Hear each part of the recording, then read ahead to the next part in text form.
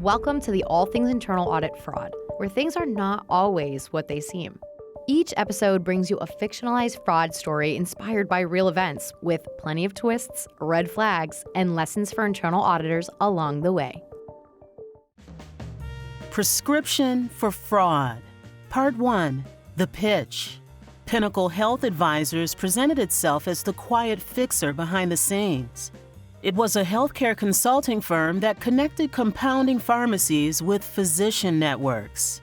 At the center of Pinnacle were 4 people: co-founding brothers Elwood and Marcus Stanton, Elwood's wife Renee, the vice president of finance, and Elwood's son Derek. Together, they controlled the decisions that mattered. In late 2015, the Stanton brothers saw an opportunity in Robert Callahan, the owner of Meridian RX, a small infusion pharmacy struggling to stay open. Pinnacle's proposal sounded like a lifeline. Meridian RX would shift from infusion medications to compounded medications custom prepared from raw ingredients. Pinnacle would send prescriptions through its physician network. Meridian RX would fill them. Then the 2 companies would split the profits evenly. On paper, there was one important boundary. The agreement excluded prescriptions covered by U.S. federal government healthcare programs, including Medicare, Medicaid, and TRICARE. That detail mattered. Federal programs are covered by the U.S. anti-kickback statute, which makes it a felony to receive payment for referring federally funded prescriptions to a particular pharmacy. So at first, Pinnacle and Meridian kept the arrangement to private payer business. But everyone knew where the real money was. Part 2. The employee who wasn't. To move into federal program prescriptions without making it look like Meridian RX was paying Pinnacle directly for referrals, Elwood directed Callahan to put Derek Stanton on the pharmacy's payroll. On paper, Derek had a job at the pharmacy. He earned a base salary of $30,000 a year. Except Derek did not work at the pharmacy. He did not report to Meridian management. He did not perform pharmacy duties. He was there as a payment channel. For every federal program prescription Pinnacle sent to Meridian RX, Derek received a 45% commission. Then Derek funneled those payments back to the Pinnacle principals. The arrangement needed a paper trail, but not one that said the quiet part out loud. So the conspirators created a code. Prescriptions covered by government insurers were labeled with the prescribing physician's name followed by the letter T. That single letter helped them track which prescriptions triggered kickbacks without writing kickback anywhere near the transaction. From there, money moved through shell entities. Payments were divided and disguised until the original purpose became harder to see. Then Pinnacle found a second pharmacy.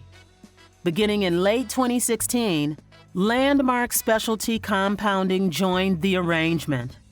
This time, payments were disguised as fees to a newly formed entity called Crestview Partners.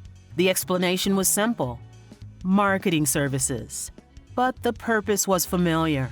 2 pharmacies, multiple entities, different paperwork, same scheme. By the time the arrangement collapsed, Pinnacle and the 2 pharmacies had submitted nearly $11 million in claims to federal insurance programs and collected approximately $6 million in payments. Part 3. The lawsuit that pulled the thread. The unraveling did not begin with a regulator noticing a strange code in a spreadsheet. It began with Daniela Rourke, a commercial real estate broker who had done business with Pinnacle. Rourke filed a whistleblower lawsuit under the U.S. False Claims Act. Her complaint laid out the pharmacy relationships, sham employment, coded prescriptions, shell companies, and payments moving through them. That lawsuit caught the attention of federal authorities. The FBI and the U.S. Department of Health and Human Services Office of Inspector General began investigating. Over the next few years, investigators gathered records, interviewed witnesses, and traced money through the entities Pinnacle had created. In 2021, a federal grand jury indicted Pinnacle's principals and several pharmacy co-conspirators. All 7 defendants pleaded guilty. Elwood Stanton, who directed the fraud, was sentenced to 36 months in prison and ordered to pay $4.2 million in restitution. Renee Stanton received probation and the same restitution amount. Marcus Stanton was sentenced to 15 months in prison. Derek Stanton, the employee who was not really an employee, received 14 months. The pharmacy owners received prison sentences ranging from 10 to 14 months. The civil case continued too. With assistance from the U.S. Attorney's Office, Rourke's False Claims Act lawsuit produced more than $4 million in additional settlements and judgments. The Pinnacle case is a reminder that fraud does not always hide in missing receipts or fake invoices. Sometimes it hides in a job title. Sometimes it hides in a one-letter code. Sometimes it hides in a company created just in time to receive payments no one wants to explain too clearly.